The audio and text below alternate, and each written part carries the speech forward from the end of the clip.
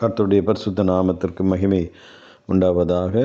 இன்றைய இறைவார்த்தை உபாகமம் 7:6. நீ உன் தேவனாகிய கர்த்தருக்கு பரிசுத்த ஜனம், பூச்சக்கரத்தில் உள்ள எல்லா ஜனங்களிலும் உன் தேவனாகிய கர்த்தர் உன்னை தமக்கு சொந்தமாயிருக்கும்படி தெரிந்து கொண்டார். Deuteronomy 7:6. For you are a people holy to the Lord your God. The Lord your God has chosen you out of all the peoples on the face of the earth to be his people, his treasured possession என்று நாம் வாசிக்கிறோம். இஸ்ரவேலரை குறித்து ஆண்டவர் சொல்லுகிற வார்த்தை அது.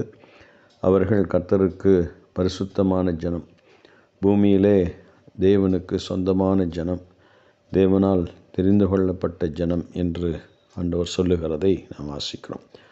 பரிசுத்த ஜனம் என்று சொல்லுகிற பொழுது புச்சக்கரத்தில் இருக்கக்கூடிய எல்லா ஜனங்களை காட்டிலும் அவர்கள்தான் விசேஷமாய் தெரிந்து கொள்ளப்பட்டவர்கள் என்கின்ற மேன்மையை பெற்றுக்கொண்டவர்கள்.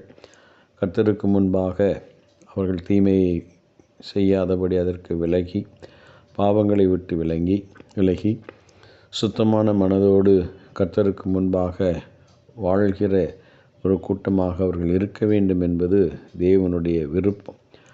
அவர்கள் ஆண்டவருக்கு சொந்தமானவர்கள் என்று அவருக்குரியவர்களாக, கர்த்தரை அல்லாமல் வேறு காரியங்களுக்கு கை எடுக்காத ஒரு ஜனமாக, தெரிந்து கொள்ளப்பட்ட தேவ ஜனமாக அவர்கள் இருக்க வேண்டும் என்பது தேவனுடைய வாஞ்சை, விருப்பம்.